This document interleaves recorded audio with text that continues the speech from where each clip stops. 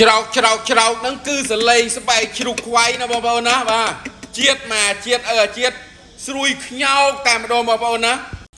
ខ្ញុំបាទពេជ្ររតនាសូមគោរពនឹងជម្រាបសួរដល់អស់លោកស្រីនាងកញ្ញាអ៊ំពូមីងមីលោកតាលោកយាយជាទីគោរពជាទីរាប់អាន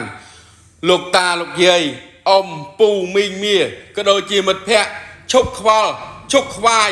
រឿងជ្រូកខ្វៃថ្ងៃឆេងមេស្អែកនេះទៅណាបងប្អូនណាខ្ញុំបាទពេជ្ររតនាសូមណែនាំនៅកន្លែងជ្រូកខ្វៃឈ្ងុយឆ្ងាញ់នៅជួរដងទន្លេតូចគឺនៅនឹងគល់ស្ពានដើមស្ដៅក្រោយខាងកើតណាបងប្អូនណាគឺកន្លែងជ្រូកខ្វៃឈ្មោះ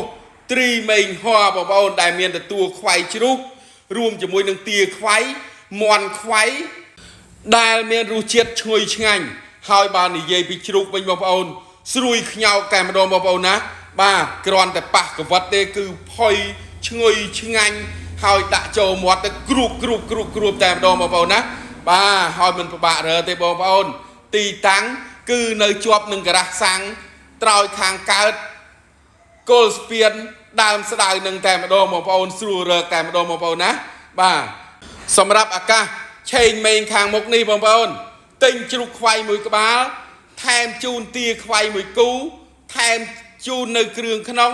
ថែមជូនបាញ់ហយនិងថែមជូនបន្លែថែមទៀតណាបងប្អូនណាអញ្ចឹងពិសេសលើពិសេសបងប្អូនកុំខ្វល់កុំខ្វាយហើយតម្លៃសមរម្យហើយថែមទាំងកន្លែងគាត់លក់នេះបងប្អូនមួយថ្ងៃ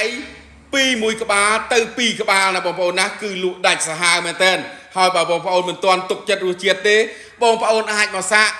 មួយខាំពីរខាំ1គីឡូ2គីឡូសាកលបងមើលសិនណាបងប្អូនណាបើឆ្ងាញ់ចាំកំងគាត់ហើយបើបងប្អូនចង់កំងធ្លាប់ស្គាល់ធ្លាប់ដឹងហើយបងប្អូនអាចតំណាក់តំណងតាមលេខទូរស័ព្ទនៅលើអេក្រង់ទូរស័ព្ទនេះតែម្ដងណាបងប្អូនណាដល់ការឆេងមេងដល់ការឆេងមេងងាមកទិញជ្រូកខ្វៃចំនួន1ក្បាលថែមទាខ្វៃចំនួន2មានថែមជូនគ្រឿងក្នុងចំនួន1ឈុត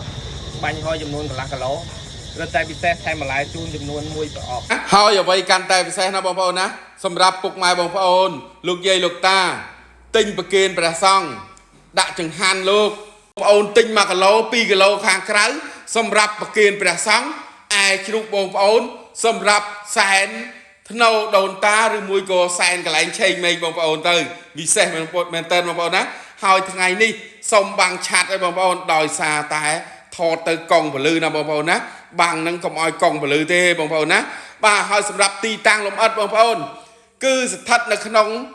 ភូមិដើមស្ដៅឃុំពងរើស្រុកកោះស្ទឹងខេត្តកំពង់ចាម